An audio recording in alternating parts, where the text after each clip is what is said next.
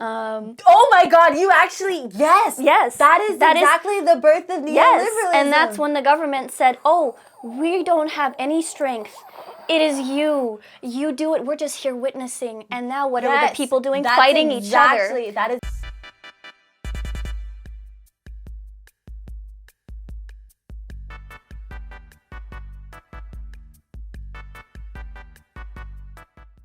Which really does affect how we in our society actually view things in general. Like in Japanese, the word for I am or it is or he or she is the same word. It's just desu. And not only is it not first, it's the very last thing in a sentence. So it's so fundamentally different from the English language, because usually we start it with I am, he is, she is, always, right? And so, of course, their culture is going to be more community-oriented, collaborative, and whereas ours is like, it's your fault. Yeah, I feel like there's a bunch of discourse about like certain Asian cultures and how that collectivistic culture also sometimes creates barriers for them when it comes, especially if you're coming from that culture, shifting to America as a superpower, being individualistic. It's a cultural shift as well. But where we, in our individualistic society, fail people is that we tell people that you are responsible for your problems, that you are the only one that can fix your problems. And what that does is that completely erases the significance of us as a human race needing to connect with each other as humans.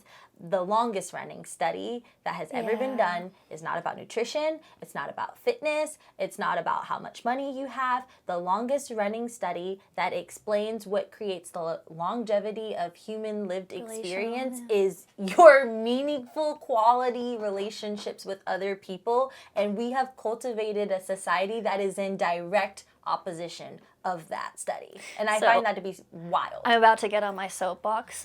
This is because of the dollar, which is another reason I don't think America's going to be a superpower for very long. Because we need to monetize not only the person who is working, we need to monetize the wife who used to be in the home. We used to need to monetize the child, because now he needs a babysitter, or she does, right? And we monetize the senior citizens, because now they have to have their own home, because nobody is home to make sure they don't fall and break something. So the whole reason it's funny because the reason for the capitalism is also the language, because it is so individualistic by nature. And I don't think that it's not that it's not normal, it's just I don't think it's done. The reason why our GDP is so lovely and huge, right, is because we need to take on debt. And we need a credit rating that's high enough to take on that debt. So if our credit rating isn't high, we can't take on more debt. We need to start paying other people off. And we can't afford that. Right. So we need to maintain the system of everyone make as much as you can, whereas like places like Russia, the way that they make money is they sell their resources. So their people are not overworked. Their mom stays in the home with the kids with the generational household, right? And the father goes out and works for what they need, not all of the time, every day, day after day. And then the country makes their GDP by selling oil or selling resources, which we don't do. We monetize our human selves. Right. Which is interesting. I think there's trade-offs with it, because then we're getting into like this whole historical debate about which cultural ideology and environment is superior or what have Switzerland. Continue. Finland. Norway. No. No contest. But to your exact point, there's a term for it in academia, or at least within my realm of therapy. It's called neoliberalism. It's that free market economy ideology. You've heard me get on my soapbox several times about Continue it. on your soapbox. But it's this idea of where we stop in the face of capitalism, we start to ask different questions. Yes. So instead of asking, are what we are doing in this world fair? Yeah. Are we being kind to our fellow human? Are we even considering our fellow human? Is there justice in every action that we take? Instead of asking those questions, we then ask, no, that doesn't matter. Are you happy? Because happiness is something that you can make money off of. Yeah. You can have people make money off of chasing happiness, and you could also have people monetize over the fact that they're not happy. Yeah. And that's this pain aversion society that cultivates that debt that you're talking about, that we need to carry on these capitalistic systems and structures that we have in place. So it's one of these ideas that's very frustrating for me. Because here I am going into becoming a therapist, and you have to reprogram these people to remember their humanity after living in a society that has purposefully dehumanized them on behalf of $1. And I think that the funny thing is this actually started when the dollar got depegged from gold in 1971. Thank you, Ronald. Oh my God, you actually, yes. Yes. That is exactly the birth of neoliberalism. Yes, and that's when the government said, oh, we don't have any strength. It is you. You do it. We're just here witnessing. And now what are the people doing? Fighting each other. That is exactly what it's about. Because they don't want a revolution. They don't want to fight against the government, and we're playing a negative-sum game here. That is so funny that you say it. That's like a finance lens meeting the mental health lens. That is exactly when this happened, and that's just hilarious that you said that way, because that is exactly when we like talked about social constructionism and neoliberalism. It did start during the Reaganomics era when the government made an intentional shift for people to be responsible for their happiness and their things. Social supports rolled back, and the responsibility of people's well-being fell on themselves both mentally and financially. And honestly, if I could take a look at old cultures, I'd wonder how Rome ended and what exactly happened during that time, because I know they were watering down their currency. So I don't know. I mean, I'm not ancient, so I have no idea. But this is also why I think that TikTok thing of the Roman Empire and all the guys talk about the Roman Empire, and I'm like, relatable. Because it's just so... I mean, we are in I hate to say it like in an existential sense, our society has advanced quite a bit, and like rapidly in the last 50 plus on some years. 200 years, Industrial Revolution followed the internet era, fucking slammed. Anyway, continue. Yeah, to that point, I mean, it's not shocking to me that we might be near the end, but now we're like venturing off into like a conspiracy podcast.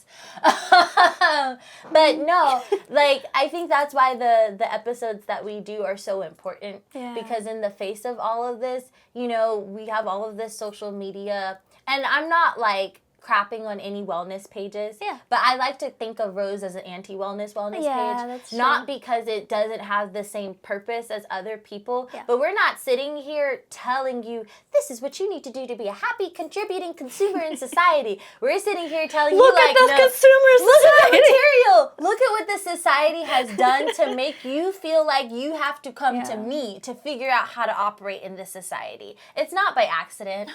It's not your fault 100% either. But I think this is another quote that someone really wise one said, is that like change is a decision, not a process. Yes. So if you find that you are in this part of your life where you're just like, I just don't know what else to do, and I just want to wake up differently. That's how I felt 8 years ago. You have to, number one, make that decision. Make the decision to change. The process isn't in the change. The process is in noticing that change has taken effect. Yes.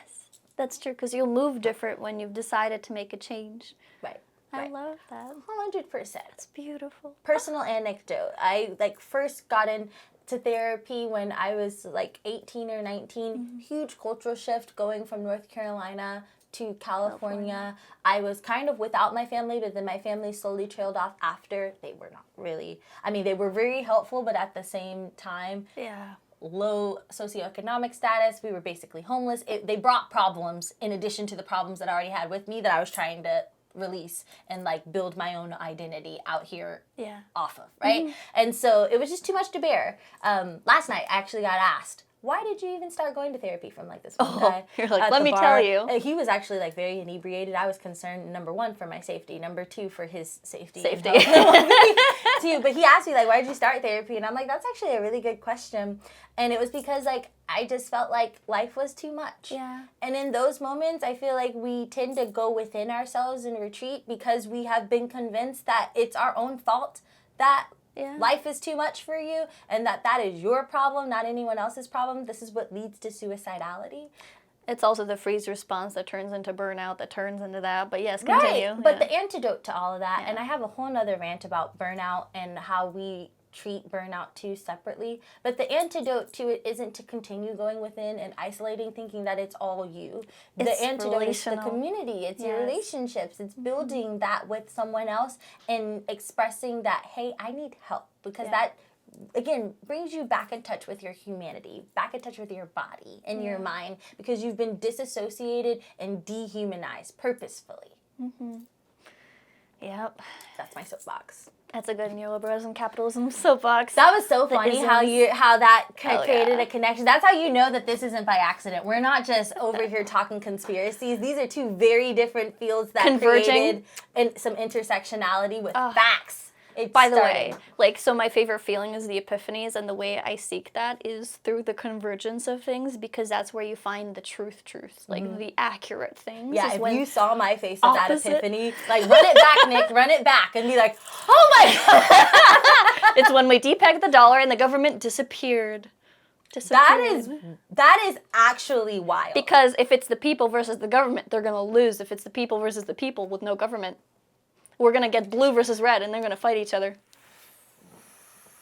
You know, this is an election year. We don't need to go there. No, I think we go into it because it's perfect. Okay, so this is something that my friend brought up to me that was incredible. The red and blue is really just moderates versus extreme, right? So the moderates are Confederalists, the people that don't want the government involved, that just want to live their lives happily. And the extremes are, I want the government to make rules, whether it's rules against their power or rules for their government. So it's not just blue versus red, it's like more like a parabola. You've got the Federalists and the Confederalists on this spectrum. It's a good way to think about it. It's such a good way. I'm like, oh my God, it makes sense. That means all the right, like the very far right and the very far left are actually fighting for the same damn thing. Yeah, it's very different ways and with very different language. Very different language, but the same concept, which is why as moderates, it's so hard to relate. You're like, how does this make sense to you? For me, like, I identify as a moderate, and I'm like, it's not either or, it's and I really think it's a case-by-case situation. Like, are we talking, like, in terms of fiscal sustainability of our lifestyle in capitalist society? Then maybe I might have some more, like, conservative ideas about how our dollars are spent. And then I was like, are we talking about just straight up human rights? Okay, then maybe I might have some more liberal ideas about how we are taking away people's humanity in some of these decisions. But that's the thing about moderate is you're more or less balanced. Right. Like, you're not saying, here, government, here is the keys. And you're not saying, I'm taking the keys from you, government. You're like, well, you can have some keys. I want the others. Like, you know, like, no, we're not giving you all the keys to the castle. Also, if you've cultivated this society where you're telling me that I'm responsible for myself and my own problems, then give me enough support and freedom to be able to make those decisions in a way where my back isn't against the wall, but at the same time, I'm not so restricted and reliant on you that I can't, like, have an identity of my own in a capitalist society. You know, like, I feel like that's all we're really asking for at the end of the day, but nobody talks about policy anymore. We just talk about the people and personalities at this point because that's what's marketable. That's where we're at right now. Yeah, so we'll see about this election year. It'll be quite interesting. Yeah. The hard ending to this particular chat. And on that note, I'm just kidding. We'll see you next episode. Actually.